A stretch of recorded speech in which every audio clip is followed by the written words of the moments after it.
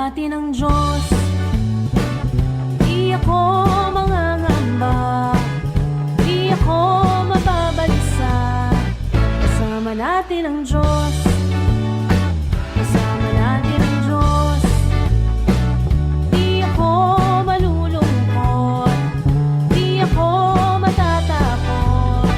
Kasama natin ang Diyos. Okay mga tugang, good afternoon everyone. Diyos maray na hapon, tabi sa Indo Kabos. Nag-antabay kang programang maray na hapon with Father Butch Bombase OP. Ngunya na daw ning Lunes, petsa 18 kang bulan ning Mayo 2026. Sana po yang kamo sa maray na kamugtakan ngunya na Lunes. And by the way, ini po sarong recorded. Ta si Father Butch po yaon sa Manila, ma-attender po ning graduation doon sa PICC. Okay?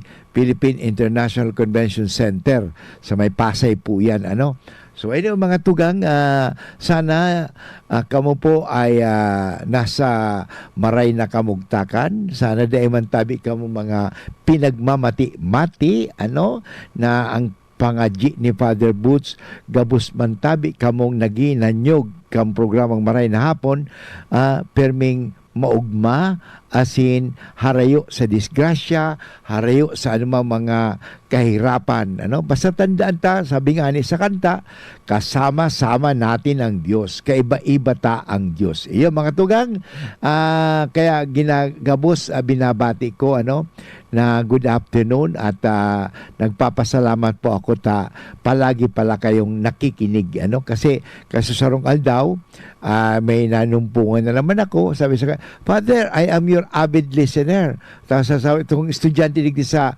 UST, sabi sa kuya, itong nagpapirma ng clearance sa kuya, sabi, Father, ang sa kuyang lola, permitabi nagdadawog sa imo. Yan. Pero may nagdadawag, kaya nalingawan ko nga. Sorry po. Nalingawan ko sa pangalan kayo. But alam ko, kamo na ito. Kamo naman agad ito na nagdadawag sa programang maray na hapon na makapagtao kita ning informasyon, inspirasyon at lalong-lalo na bendisyon sa Indugabos. So mga tugang, mag-inibahan kita alauna hanggang alas 2. At the same time, Lunes hanggang Huwebes, ini po, si Father Butch, kasugba mga tugang, sa tuyang sinilibrar ang Ascension Sunday, ang pagsakat ni Jesus sa langit, So ano kaya ang sa indong take away duman? Ang take away diyan mga tugang, ang pagsakat ni Jesus sa langit, di man kita pinabayaan ni Jesus. Sabi nga ni, hindi tayo iniwan ni Jesus na ulila. Tayo ay actually inaalagaan ni Jesus. Kaya nga sa next Sunday, Pentecost Sunday, yan naman ang pagselebrar kang pag-abot kang Espiritu Santo. Ngunyan sa paghumali. Yan. So ang take away ta dyan na daiman si Jesus ng babaya. Dahil nagpapabaya. Kundi igwa manggiraray na itataw sa tuya ning kairibahan.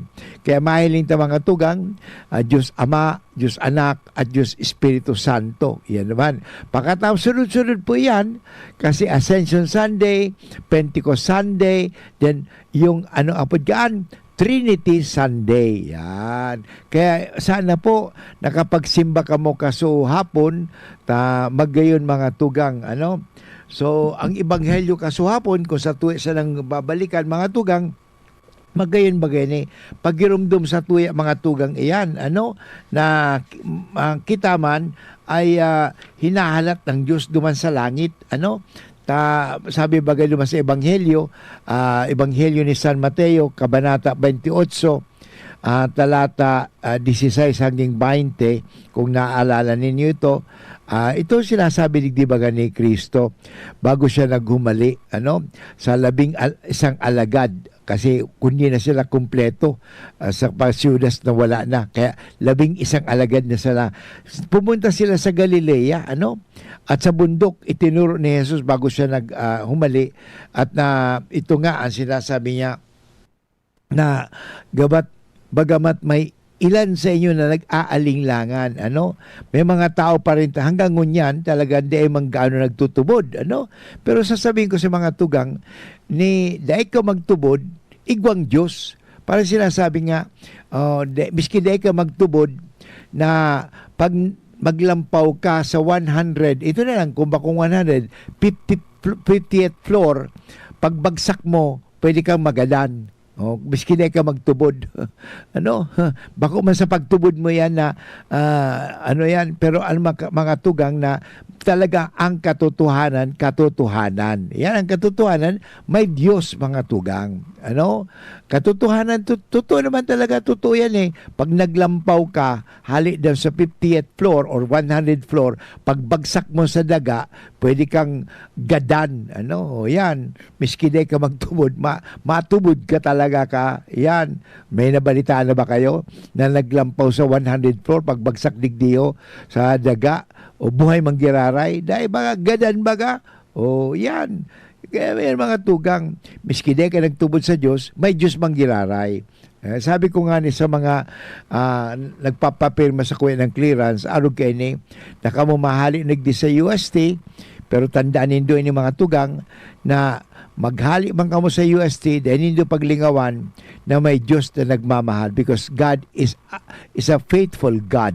The love of God is faithful, hindi conditional, kundi faithful. So anumang mangyari, mahal pa rin kayo ng Diyos at mamahalin pa rin kayo ng Diyos. Kaya nga, ang respond naman, isa buhay ta. Sabi ko sa inda, isa buhay ta, ang buhay dasal. Kaya pagdasal palagi, magpangadji. At ang pangalawa, sabi ko sa inda, ipatuloy ang pag-aaral. Hindi lang ang hulugan na tapos na kayo sa college, dahil na kayo mag-aadal. Mag-aadal man kayo giraray. Hindi naman ibig sabihin sa four corners of the classroom. Pwede kayo matuto. Keep learning. Yan ibig ko sabihin yan. Praying and keep learning. That is sabi ko sa inda. So yan mga tugang. At ang pangatulo, sabi ko, ay mahali mga ulig sa Ligaspi. Tandaan niyo, mahal kayo mo ng Diyos. Kaya ang responta is gumawa tayo ng mabuting asal, mabuting gawain. So patuloy ang mabuting asal. Yan, mga tugang. Ito nangyari nung si Jesus ay pumanik na sa langit. Lumapit si Jesus sa kanila at sinabi, ibinigay na sa akin ang lahat ng kapangyarihan sa langit at sa lupa. So talaga mga tugang, totoo naman binigay kay Jesus ang lahat ng kapangyarihan sa langit at lupa ng Diyos Ama. Kaya ang sabi ni Jesus, ito po ay maganda, pagirumdum ito sa tuwi mga tugang. Humayo kayo. Yan. So dito, tayo ay sinusugo ng Diyos, humayo kayo at gawin ninyong alagad ang lahat ng bansa. Yun naman, make disciples of all nations. So, how can we make disciples of all nations? Dapat, let us go and preach the gospel.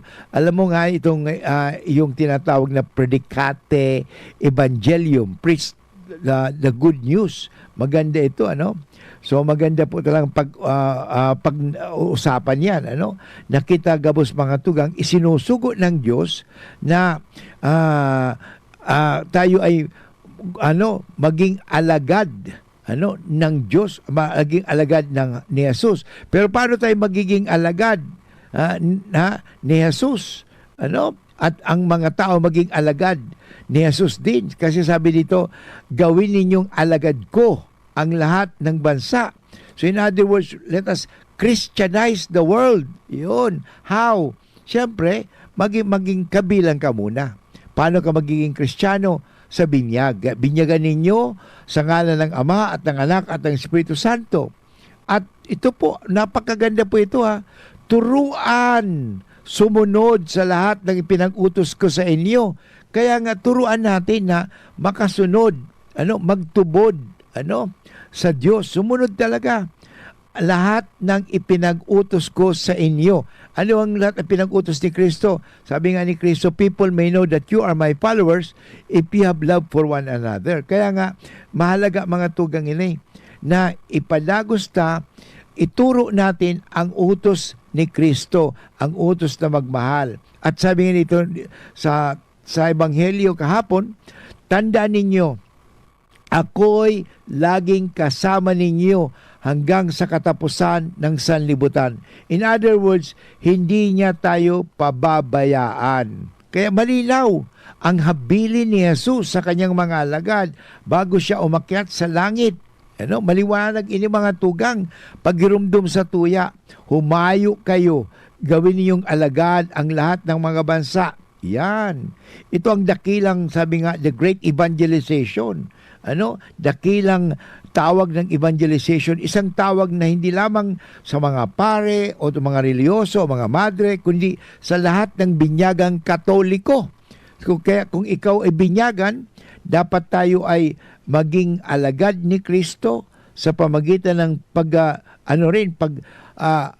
pagpahayag tungkol kay Kristo.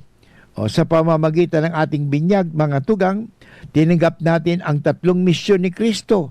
Tayong lahat, pag ikaw na binyagan, ikaw ay pare, propeta, at hari. Anyway, babalik mo si Father Woods pagkatapos ng mga pag-inumdum at sa tuyang lalong palalimin ang ating pag-unawa sa magandang aral na tayong lahat ay isinusugo ng Diyos. For liver health, level up na. Liverate Pro. Silimarina, multivitamins pa. Ang Liverate Pro ay hepatic protector which may help sa kalusugan ng atay kasama ng proper diet at exercise. Maaari ring makatulong ang Liverate Pro sa treatment ng chronic inflammatory conditions tulad ng fatty liver. Liver up na! Liverate Pro! Mabibili ang Liverate Pro sa lahat ng leading drugstores nationwide. Silimarin plus multivitamins is the generic name of Liverate Pro. If symptoms persist, consult your doctor. May Silimarin, may multivitamins pa. Yan ang Liverate Pro. Tulong sa pangangalaga ng atay. Liver up na tayo with Liverate Pro. Rise to the summit, drink up. Rise to the summit, fuel up. Rise to the summit, rise up. The right hydration matters To perform. To win. to rise above challenges. Top athletes like EJ Obiena, Bella Belen, and Dwight Ramos choose Summit Natural Drinking Water. Fuel your peak With the right hydration. with the right minerals. Drink up, fuel up, rise up. Rise to the summit. Summit Natural Drinking Water. Summer heat is on! Mag-Summit ka muna! The right hydration with the right minerals. Abangan sa Radyo DZGB ang programang Usapang Consumer at Negosyo. Programang magtataunin kasimbagan sa saindong mga kahapotan tungkol sa pagninegosyo. Magdadara nin kadagdagang impormasyon mapadapit sa mga diretsyon nin mga konsumidor asin mga giya kung paano maging mga responsableng parabakan. Usapang Consumer at Negosyo. Matauning pagnibid sa mga matrayumpong negosyante asin sa mga establishmento de negosyo na may marhayin na kontribusyon sa komunidad. Usapang Consumer at Negosyo. Madadangog na kada primero Biyernes kan bulan, alas 11 sagkod alas 12 minuto. Ihahatod sa Indo kan Department of Trade and Industry Regional Office 5. Usapang Consumer at Negosyo. Abangan! Kung ikaw ay edad 50 pataas katulad ko, may mataas na ang risk ng panlalabo ng paningin. Mas challenging ang pang-araw-araw na gawain tulad ng pagbabasa, pagsusulat, at pagmamaneho. Ang Optin ay may lutin na maaari makatulong sa kalusugan ng mata, nilalabanan ang epekto ng glaucoma, macular degeneration at katarata. Kitang-kita ang kalusugan. Mabibili ang Optin sa mga pangunahing butika nationwide. Mahalaga ang paalala, ang Optin ay hindi gamot at hindi dapat gamitin panggamot sa anumang uri ng sakit. Attention! Attention! Mga paraantabay, may marhay na bareta! Ang DZGB nasa cellphone na! Yes po! Madadangog na ang DZGB sa saindong mga cellphone. Sa katuyuhan na mas lalo kamong mapagsilbihan asin dagdag na konbinyensya sa saindong gabos, ang DZGB. Pwede nang ma-access sa paagi kan sa indong cellphone. I-download lang sa saindong mga Android phone ang DZGB app sa paagi kang Google Play Store asin Apple App Store asin hanapo ng DZGB Live. I-install sa saindong gadget asin malinig nindong madadangog ang DZGB. Libre po ini. DZGB. Number 1 na, may Facebook Live pa. Ngunyan, may DZGB Live app na. O, ano pang pigahalat nindong mga paraan tabay? Download na! Inihahatod sa inyo kan Department of Environment and Natural Resources, Regional Office Number 5, ang programang Kapalibutan Ta at Tamanon Ta. Kapalibutan Ta at Tamanon Ta. Programang magtataunin informasyon asin kaaraman, manangod sa satuyang kapalibutan, asin sa mandato kan Department of Environment and Natural Resources. Sa tunghinanyugon, kada Huwebes alas 11 sagkod alas 12 nin pagkaudto, Kapalibutan Ta at Tamanon Ta. Hatod sa inyo kang DENR Regional Office 5 asin kan istasyon na ini.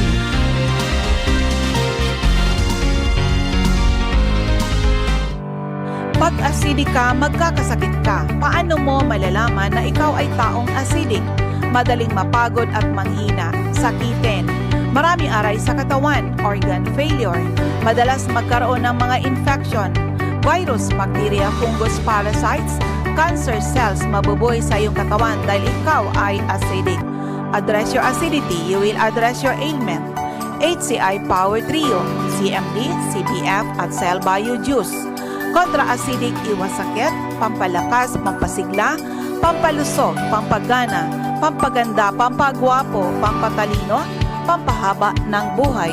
For more information and free health consultation, visit CMD office at 2nd floor, room 208, PVLB Building 2, Peñaranda Street, Legazpi City, in front LCC Supermarket at Top Denver's Computer Shop. You may call or text 0939-904-0717. Kasama natin ang Diyos, di ako mangangamba, di ako mababalisa. Kasama natin ang Diyos, kasama natin ang Diyos, di ako malulungkot, di ako matatakot. Kasama natin ang Diyos. Balik po kita giraray sa programang Maray na Hapon with Father Bus Bombase o Ping ngunyan aldaw ning Lunes, petsa 18 kamulan ning Mayo. Ini po sa rong recorded, ano? At sa tuwing aning tinatalakay ngunyan aldaw, ang manunungod kasug hapon, ano, kasugma na kung sain sa tuyang pinagsilibrar mga tugang ang dakilang kapistahan ng pag-akyat ng Panginoon, ano? At ito po ay diniklara din ng araw ng pandaigdigang pakikipagtalastasan, communication day, ano? Yun, napakaganda kasi ito nga po yung great evangelization, ang tinatawag na dakilang tawag ng ebanghelisasyon. Anong ibig sabihin? Na sa tuyang ibalangibog ang tataramon ning Diyos. Yan. Kasug mga tugang, hindi ba? Nadawag ta yan. Kaya siguro magayon na hamon ngunyan na paano ta, sabi nga ni, na nadadara ang marahay na bareta sa ibang tao. Ano, tanda natin mga tugang na ang pagdadara kang mabuting balita ay hindi po trabaho kang mga pare o religyoso lamang, kundi bawat Kristiyano, ano, sa tuyang pamalita ang mabuting balita, ano? Kaya ito mga tugang, sabi nga ni, sa ating panahon ngayon, ang bagong evangelization o new evangelization ay nangangailangan ng tapang at pagiging malikhain, ano? Kung sa Bicol ang new evangelization ay kaipuhan talaga ng na dapat kitang sabi nga sa maisog, matapang, ano? Actually tapang dito sa English is courage. Di kita matakot, ano? At siguro nga sabi nga sa pagiging malikhain, kaya nga social media, ano, mahiling ta mga tugang na darun ta gamiton ta ang internet, gamiton ta ang social media sa pagbabalangibog ning tataramo ning Dios, ano? Kasi mahiling ta ano ang nangyayari sa internet, kadakol bagang fake news, ano, ginagamit na ang social media o ang Facebook, Messenger, Instagram. Kadakol yung tinatawag na social communication na yan. Nasa sa tuwing mga gadget na yan. So, ang hapot, paano natin ito ginagamit? Ito ginagamit ba natin ito sa pagbabalangibog kang tataramo ng Diyos? O ginagamit tayo ni sa paghasik kang mga kalaswaan, kabastusan, o mga fake news, o paninira sa iba. Yan, yung bang ginagamit natin yan? Sana po gamitin natin ang internet sa pamagitan ng pagpapayag ng salita ng Diyos.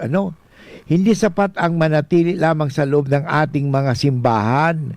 Sabi na, dapat lumabas tayo. Kaya ang sabi ba nga ni Kristo, humayo kayo.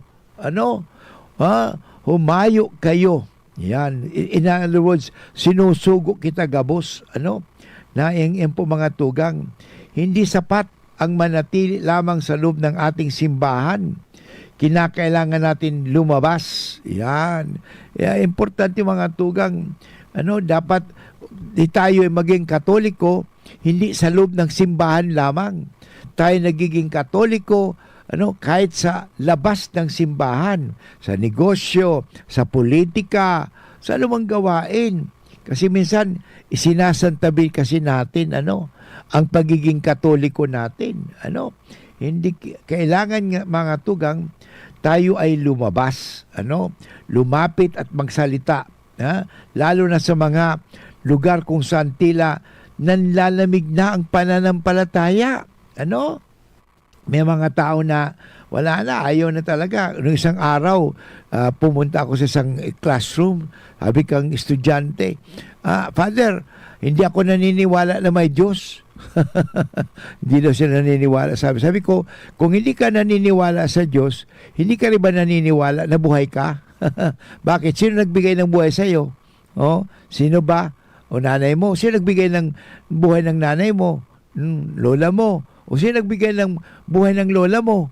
O sino ba? Saan ba galing? Tandaan po natin. Kahit na hindi, sabi nga may mga hindi naniniwala sa Diyos, talagang may Diyos. Hindi parang sinasabi na, hindi ako naniniwala may araw kasi hindi ko nakikita ang araw. Talaga, alam mo kung walang araw, hindi madilim. Pero kahit alam mo, kahit may kadiliman kasi natatakpan ng ulap, may araw pa rin. Nga lang, hindi talaga natin maano yan because we cannot deny the fact. Sabihin ko do you deny that there are 3 angles in a triangle? Hindi. There are really triangle, 3 angle. Yan po mga tugang tinatawag na self-evident principle. Ganun po, when we say God exists because God is existence. Yan mga tugang, yan. Yan mga tugang, kaya hindi naman na hindi na sa ating pagtubod, o hindi ka magtubod, may Diyos pa rin. Kaya minsan sasabi, hindi nakasalalay sa pagtubod mo kung may Diyos o wala. May Diyos, kung hindi ka naniniwala, kawawa ka. Kasi, tandaan mo, parang ganito yan eh.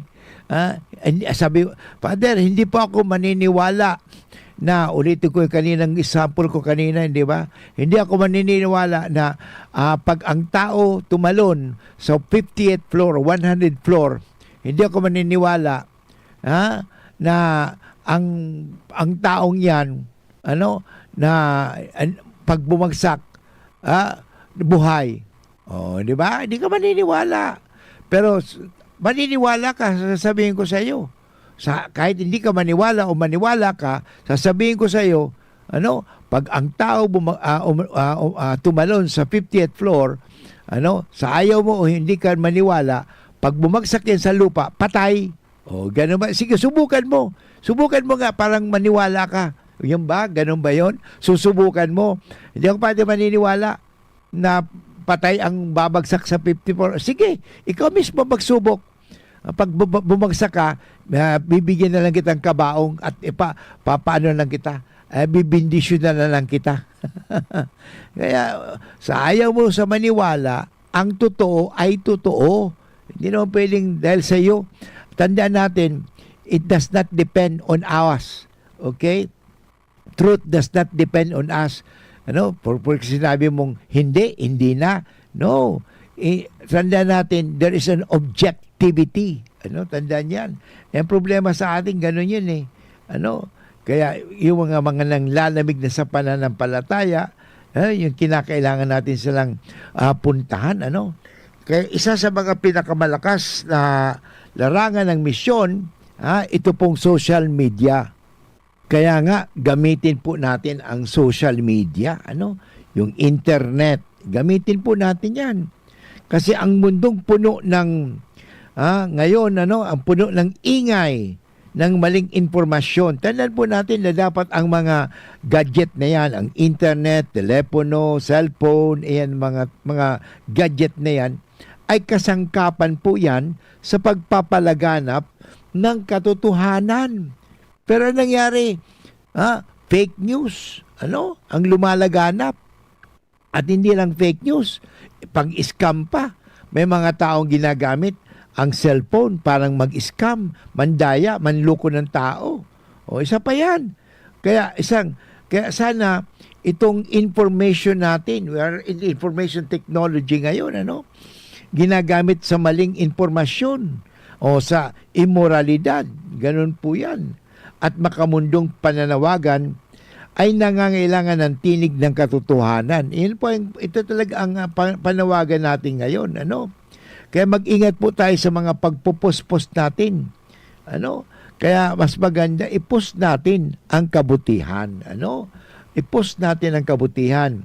Ang simpleng post tungkol sa Ebanghelyo ay isang tapat na pagbabahagi ng pananampalataya o isang payag na nagtatanggol sa mga turo ng simbahan.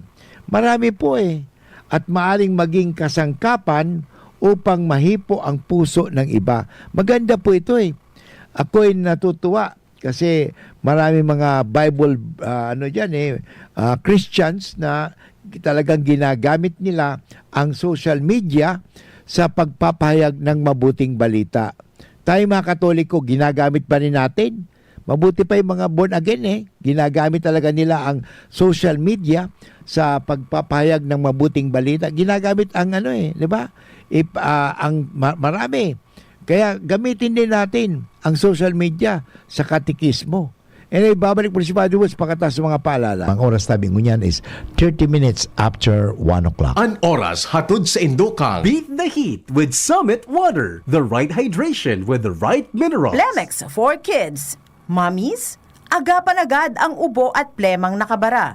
Pambatang lagundi. Plemex! Ang ubo at hika hindi na pinatatanggal. Ilabas ang ginhawa. Plemex Forte Capsule. Ang Plemex Forte Capsule ay gawa sa natural na lagundi. Tumutunaw at nagpapalabas ng plema. At dahil nasa blister pack, madaling bitbitin. Easy to carry, easy to drink. Piolo Pascual po, pa-easy dahil may Plemex Forte Capsule. Basta lagundi, Plemex! Vitex Segundo L is the generic name of Plemex Forte. If symptoms persist, consult your doctor. Tanggal ang plema, tigil ang ubo. Maluwag ang paghinga sa Plemex Forte. Basta lagundi, Plemex. Ang Plemex Forte Lagundi Capsule ay mabibili sa pangunahing butika o drugstore na malapit sa inyo.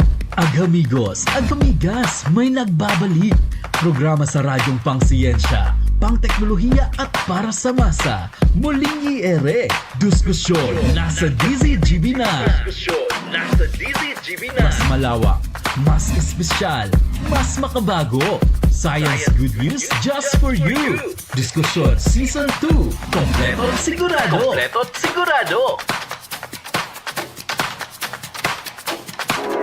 Ang atay ay importanteng organ ng katawan. Sa unhealthy lifestyle, maaari itong madamage at humina. For liver health, may Liverate Pro. Ang Liverate Pro ay silimarin and vitamins. With proper diet and exercise, it may help maintain liver health. Liverate Pro ay maaari ding makatulong sa treatment ng chronic inflammatory conditions tulad ng fatty liver. Take it from the pro. Mag-liver up na. Liverate Pro. Mabibili ang Liverate Pro sa lahat ng leading drugstores nationwide. Silimarin plus multivitamins is the generic name of Liverate Pro. If symptoms persist, consult your doctor. Para sa maayos na liver function, Liverate Pro. Liver up na tayo with Liverate Pro. Kasama natin ang Diyos. Di ako mangangamba. Di ako mababalisa. Kasama natin ang Diyos. Kasama natin ang Diyos.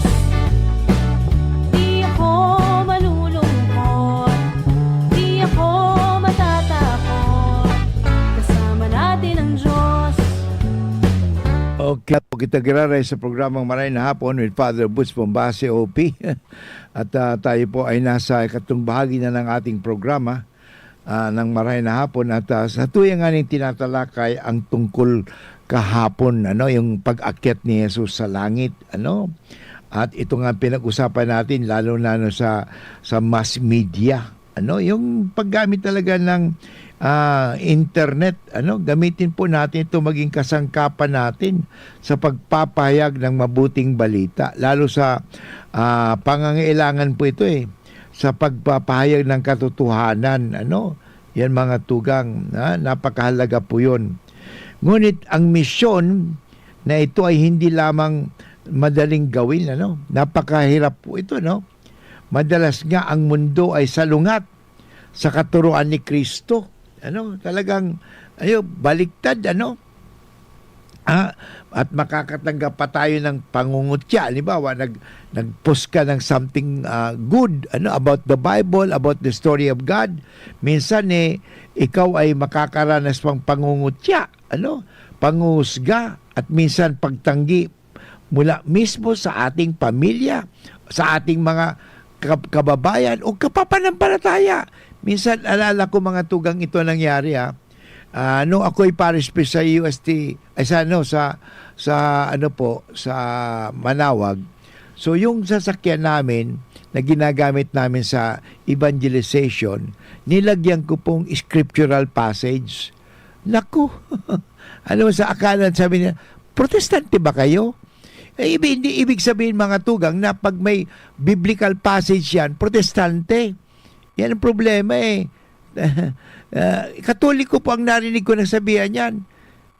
Pag gumamit ka pala ng Bible, kasi sabi ko nga, proclaim the good news, ang nakalagay doon. Pagkatas may chapter and verse ng kung anong text yun. Tapos sinabihan, may mga protestante ba kayo? Sabi sa akin, yun mga tugang. Kaya nga, siguro, kasi kadalasan mga protestante, gumagamit at ginagamit kadalasan nila ang Word of God. Kaya pag may protestante, ibig sabihin pag nagba-Bible ka pala, protestante ka. Yan, mali pong kaalaman yan. Kasi tayo mga Katoliko. Pero ako na iskandalo ko kasi, nagsabi sa akin yun, Katoliko pa, pari pa. Paring Katoliko, bakit naglalagay ka ng mga scriptural passage dyan sa kutseng yan o sa itong jeep na yan? Bakit masama ba? Dapat ilagay nga natin sa ibalagibog nga natin. Kaya minsan na iskandalo din ako sa mga Katoliko na pag naglagay ka ng scriptural passage, sasabihin, ay, protestante ka ba? Yun, ang kitid naman ng isip ng iba mga Katoliko. Mapanghusga. Kaya mga tugang, hindi po maganda yan. Sana mga Katoliko, isip-isip naman tayo mga Katoliko. Kaya mga tugang, mahalaga po, ipalaganap natin ang salita ng Diyos. Kaya napakaganda yan. Tandaan po natin, totoo nga, makakatanggap ka ng pangungutya, panghusga, at minsan pag itatanggi ka pa, ng mga kaibigan mo. Subalit ito po, hindi dapat tayong matakot at hindi po dapat tayong manghina. Kahit si Jesus mismo ang nagsabi. Sabi ba ni Jesus, tandaan ninyo, ako'y laging kasama ninyo hanggang sa katapusan ng sanlibutan. Ito po ang napakagandang panghawakan na salita ni Jesus. Kasi hindi niya tayo pababayaan. Tandaan ninyo, ako'y laging kasama ninyo hanggang sa katapusan ng sanlibutan. So, ang ating lakas ay nagmumula kay Jesus. Tandaan natin yan. Ang ating tagumpay ay hindi nasusukat sa dami ng likes o shares, kundi sa katapatan natin sa ating misyon na ipalaganap ang mabuting balita. Yan. Predicate Evangelium. Preach the good news. Yan. Kaya po ang magandang gawin natin. Mag-share tayo. Well, kung may nag-like o hindi nag-like o nag-share, hindi nag-share, okay lang yan, hayaan mo. But after all, ang importante, basta ikaw ay gumawa ng paraan na ikaw ay nagpahayag tungkol sa Diyos. Yan. Ipinahayag natin ang tungkol sa Diyos. Sapagat, sabi ba ni Jesus kasi, humayo kayo. Yan, na maliwanag ito. Humayo kayo at gawin ninyong alagad ko ang lahat ng bansa. Yan. Kaya nga pag tayo ay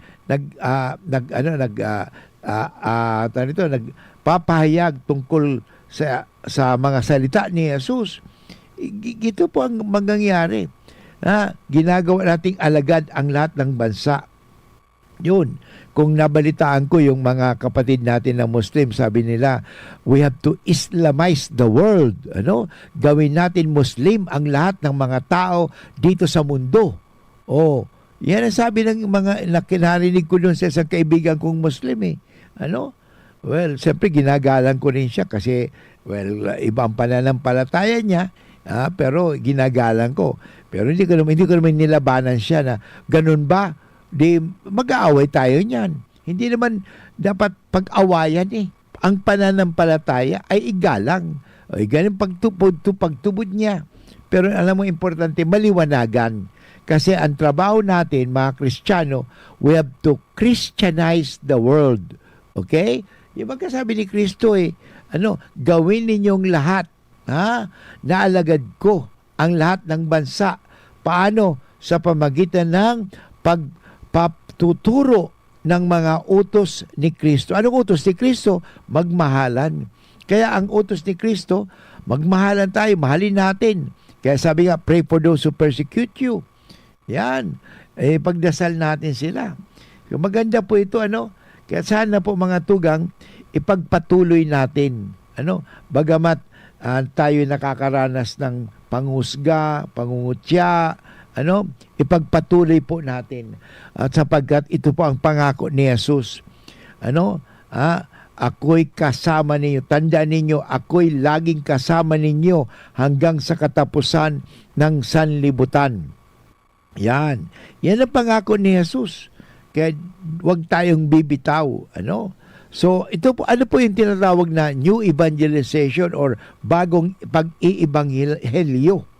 Ito ay hindi nangangailangan na magarang salita o masabi na matatayog na talumpati. Hindi naman kinakailangan na pagdebatehan natin yan. Hindi po nangangahulugan. Sasabi, Father, hindi po ako pwede magturo ng katekismo o religion kasi hindi pa ako nag-aral ng theology. Hindi pa ako nag-aral ng seminaryo o hindi ako nag-aral sa religion classes. Alam mo, importante, gumawa ka ng kabutihan, yun napakagandang turo. Alam mo, napakaganda ang pagtuturo sa pamagitan ng mabuting halimbawa. Kasi kahit turo tayo tungkol sa Diyos, hindi naman nakikita sa buhay natin ang pagmamahal natin sa Diyos, ay wala rin. Kaya ang napakagandang pagtuturo ay ang pagtuturo ng ating mabuting gawain. Yung lifestyle natin. Anong klaseng lifestyle meron tayo? Anong klaseng pamumuhay meron tayo? Pamumuhay ba natin tulad ni Kristo? O pamumuhay natin tulad ng demonyo? Ang pamumuhay mo ba parang demonyo? O parang ang pamumuhay mo parang si Kristo? Yan mga tugang yan eh. Kaya sabi ba ni Kristo, makikilala kayo na tunay na kayo ay mga tagasunod ko kung kayo ay may pagmamahal sa isa't isa. Napakaganda po ito eh. Tandaan po natin hindi naman kinakailangan na highfalutin words ka o magaling magsermon. Pagkatapos wala naman sa pamumuhay.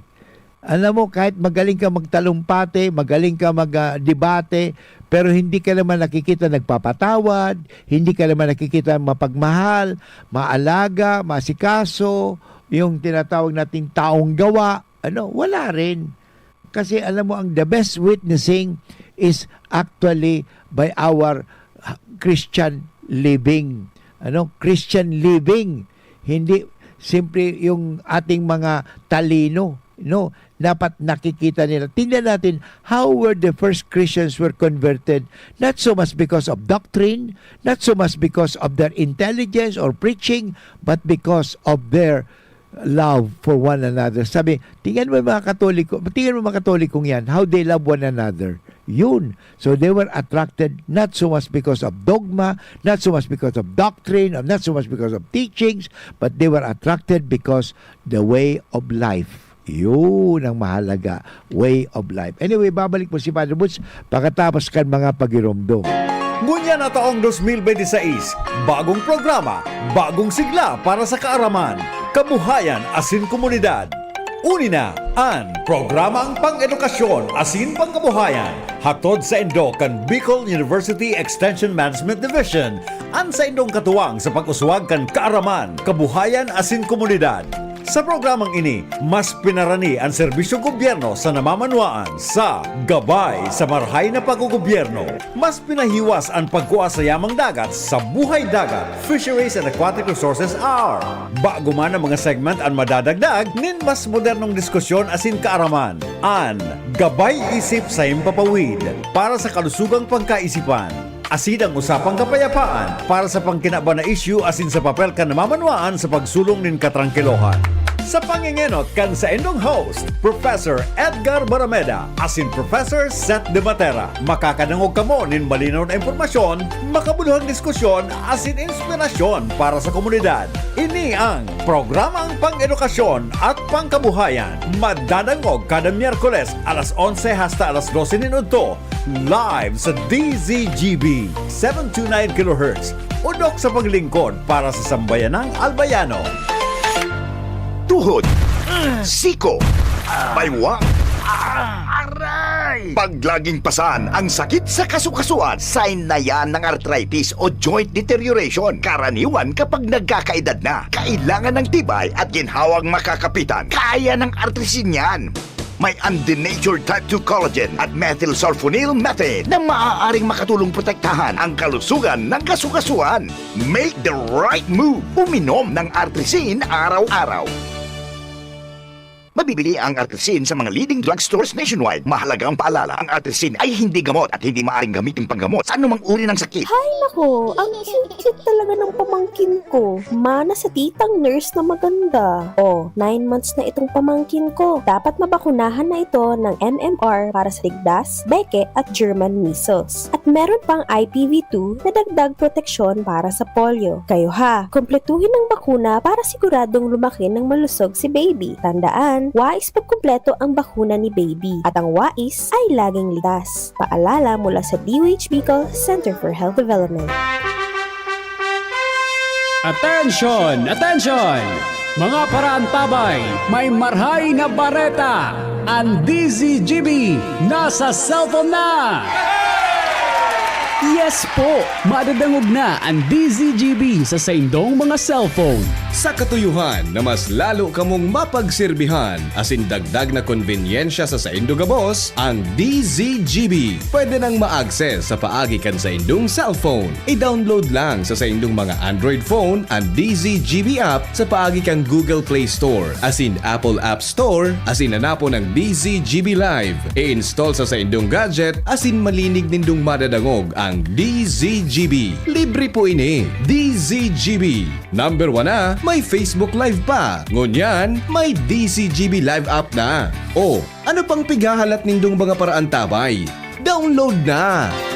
Inihahatod sa Indo kang Department of Environment and Natural Resources, Regional Office No. 5, ang programang Kapalibutan Ta at Tamanon Ta. Kapalibutan Ta at Tamanon Ta. Programang magtataunin informasyon asin kaaraman, manangod sa satuyang kapalibutan, asin sa mandato kan Department of Environment and Natural Resources. Sa tunghinanyugon, kada Huwebes alas 11 sagkod alas 12 nin pagkaudto, Kapalibutan Ta at Tamanon Ta. Hatod sa Indo kang DENR Regional Office 5 asin kan istasyon na ini.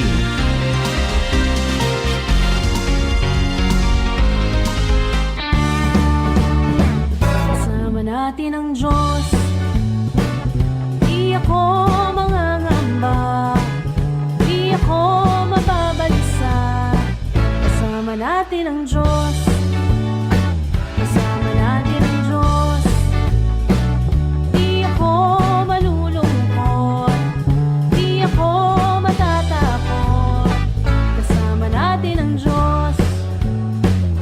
Okay, dumako na po tayo sa huling bahagi ng ating programang Marina Hapon at sa tuyang pinag-ulayan niya na daw ning Lunes, petsa 18 kang bulan ning Mayo, ini po sarong recorded.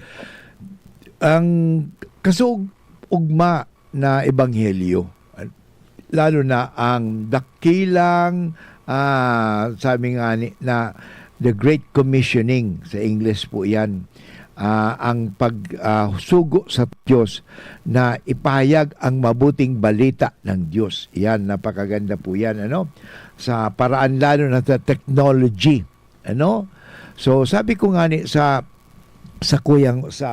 grupo mi sa ligdi sa UST Legazpi sa Center for Campus Ministry, sabi ko touching hearts, transforming lives, getting closer to God, yan, by loving other people. Yan, maganda mga tugang yan, na dapat gawin natin yan. We have to touch the lives, touch the hearts of other people. Yan. So maganda po ito. Kaya sabi ko sa bago, example ang mahalaga po dito, Kaya although maganda po yung mga tinatawag natin na magagandang salita o matatayog na talumpate, maganda po yan. Pero alam mo, ang effective po kasi mga tugang is not so much because of doctrine but way of living. Paano nakikita sa pamumuhay. Kahit para sabi kang magurang, anak, huwag ka makikipag-away. Pero di ba nakikita ng anak niya ang buhay ng nanay niya na mapagkaibigan, kundi nakikipag-away palagi, huwag ka magsinungaling, ay nagsisinungaling sila, kaya wala rin. Sabi nga, it was just a noisy gong, So mas maganda po, ipakita talaga natin sa ating pamumuhay. Ayan naman, napakaganda yan yung pamumuhay natin. Yung pamumuhay ba natin tulad ba na pamumuhay ni Kristo? Yan. Kaya mahalaga po ito ipakilala po natin si Kristo. Sa ano na ipapakilala si Kristo? Sa ating mga mabubuting halimbawa. Yan. Sabihin natin, totoo, na kahit hindi po tayo nag-aral ng theology o nagpakadalubhasa sa theology o sa Bible, ang importante, ginagawa natin ang utos ni Kristo na nagmamahalan tayo. Alam mo, mahalaga po ito. May papakilala natin si Kristo sa pamamagitan ng ating mabubuting halimbawa. Kaya minsan ang simpleng pagiging mabuting halimbawa sa ating tahanan, sa ating trabaho, sa ating komunidad ay isang makapangyarihan paraan na upang maipakilala si Kristo. Hindi naman natin na, okay, papakilala ko si Kristo, ito ang sabi ng Bible, itong ganito. Alam mo, kahit hindi mo i-quote ang Bible, pero nakikita nila na ang Bible isinasa buhay mo, ayan, napakaganda. Ang minsan ginagawa nila quote ka ng Bible pero hindi mo naman ipinakikita sa buhay mo ang mensahe ng Bible. Wala din po yan. Dapat ipakita mo ang mensahe ng Bible. Hindi naman kinakailangan, ito, according to the book of the Bible, ganito, chapter ganito. Hindi. Nakita ikaw mapagpatawad, ikaw ay naglilingkod na hindi na walang kondisyon. Ikaw ay tumutulong sa kapwa, nagmamahal. Yun, napakaganda po na ipapakilala natin si Kristo. Ito ang hamon sa atin Kaya ngayon dito sa DCGB, itong programang Maray na Hapon, siguro naman nakikilala na ninyo si Kristo. Na si Kristo ay hindi po doktrina. Si Kristo ay tao. Si Kristo is a person. Okay, not a subject matter, but a person. Yan importante. May papakilala natin si Kristo, lalong-lalo na sa ating mabubuting halimbawa. Yan naman talagang hamon sa atin. Hindi naman yung mga mabubuting pangangaral natin, kundi mabubuting halimbawa. Kasi kahit napakaganda ang pagtuturo mo, napakaganda ang mga pangangaral mo, kung hindi naman na ipapakita sa buhay mo, ay baliwala. Sabi nga ni San Pablo, you are just like a noisy gong and a clanging cymbal.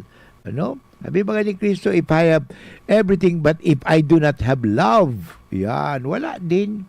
Kaya ipakita po natin, kung talaga tayo ay Kristiyano, ipakilala natin si Kristo, hindi sa pamamagitan ng mga pagtuturo, kundi sa mabuting halimbawa. Yan. Kaya nga, naa-attract ang ibang tao kasi tingnan mo, ang ganda ng buhay niya. Yan. So yun, hindi lang ang galing ang ganda magsalita. Hindi po yun. Yung mga salita na yan minsan pandaraya din yan hindi po maganda yan. Kaya dito makikita natin, may papakilala natin si Kristo sa isang tapat na manggagawa. Na hindi mandaraya. Yan, halimbawa yan. Importante yan kahit sabihin natin na, oy, tingnan mo, iskandalo. Kasi yun, palagi nagsisimba. Palagi nagdarasal ng rosaryo.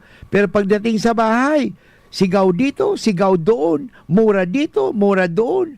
Pagkatapos, pag trinato pa nyo yung kanyang makatulong, parang kung sino na walang dangal, hindi ginagalang. Ay, sabi ko nga, kung ano yan, kung matalino siguro, talagang matalino yan, bakit magiging katulong yan? Kaya pagpasensyahan mo. Ayan, kaya nga, may importante, pagtatrato. Paano ba natin tinatrato ang tao? Yun, ang napakahalaga. Tandaan po natin, ang tunay na pagpapakilala kay Kristo, kung paano natin tinatrato ang tao. Yun. Baka hindi mo sila tinatratong tao.